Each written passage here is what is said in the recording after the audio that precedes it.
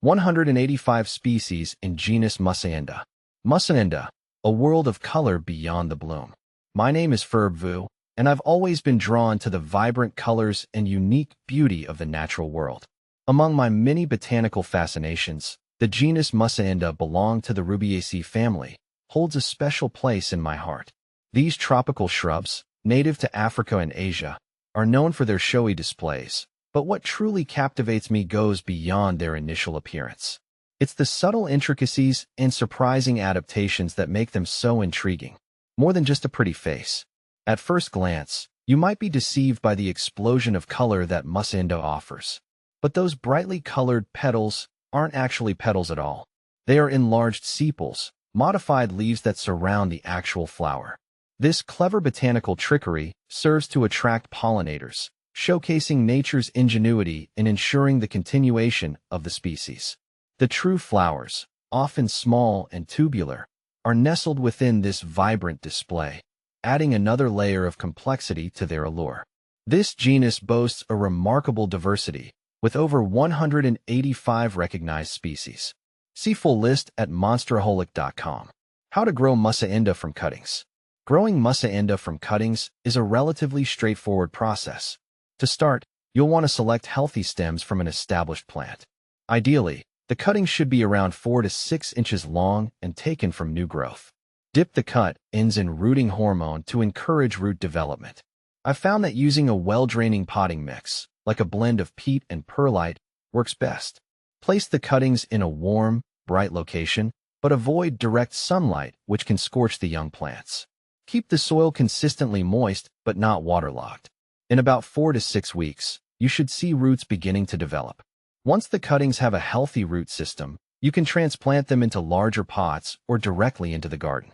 Where to buy Mussaenda plants? Finding Mussaenda plants can be a bit of a hunt. Local nurseries that specialize in tropical plants often carry them. If you're having trouble locating a nursery, consider checking online plant retailers. Websites like Etsy, Amazon, or specialized tropical plant shops often have a variety of Mussaenda plants available for purchase.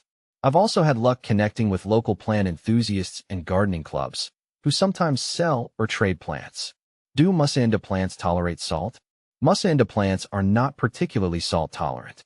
If you're growing them in coastal areas where salt spray or high soil salinity is a concern, you might need to take extra precautions.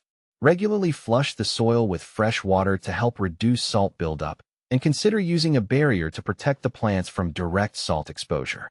In my experience, providing Mussaenda with a well-draining soil mix and keeping them well-watered helps minimize the impact of salt stress. How tall do Mussaenda plants get? Mussaenda plants can vary in size depending on the species and growing conditions. Generally, they can reach heights of 3 to 10 feet. For instance, the Mussaenda philippica, also known as the golden Mussaenda, tends to grow larger, while other varieties might stay more compact. I've noticed that providing ample space and regular pruning can help manage their size and keep them looking their best. When to prune Mussaenda? Pruning Mussaenda plants is essential for maintaining their shape and encouraging healthy growth. The best time to prune is during the spring or early summer, after the risk of frost has passed. Remove any dead or damaged branches and trim back the plant to encourage a bushier growth habit. Regular pruning helps to manage the plant size and promotes more vibrant blooms. Where to plant a Mussaenda tree? Mussaenda plants thrive in full sun to partial shade. They prefer well-draining soil and benefit from regular watering, especially during dry periods. If you're planting a Mussaenda tree in your garden, choose a spot with ample sunlight but some protection from the harsh afternoon sun. In my garden, I've found that a location with morning sun and afternoon shade works well. Ensure the soil is rich and has good drainage to prevent root rot. Why is red velvet Mussaenda called Ashanti blood? The red velvet Mussaenda, also known as Mussaenda erythrophila, is sometimes called Ashanti blood due to its striking red bracts, which are reminiscent of traditional African textiles and crafts. The name pays homage to the Ashanti people of Ghana, whose rich cultural heritage is reflected in the plant's vibrant color. This name adds a touch of cultural significance to the plant, celebrating its beauty and connection to African heritage. What is Mussaenda's ideal growing condition? Mussaenda plants prefer tropical to subtropical climates. They need warm temperatures and high humidity to thrive.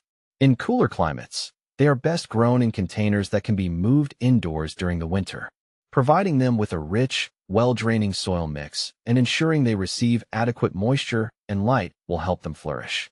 How to care for Mussaenda. Caring for Mussaenda involves regular watering, occasional feeding, and proper pruning. I usually water mine when the top inch of soil feels dry, and I apply a balanced fertilizer every 6 to 8 weeks during the growing season. Regularly inspect the plants for pests and diseases, and make sure they're not exposed to extreme temperatures. What to plant with Mussaenda? Mussaenda pairs beautifully with other tropical plants like hibiscus, bougainvillea, and crotons. Their vibrant bracts complement the bold colors of these plants. In garden beds, they can create a lush, colorful display when planted alongside other flowering or foliage plants that share similar light and water requirements. Can you grow Mussaenda indoors? Growing Mussaenda indoors can be challenging due to their need for bright light and high humidity.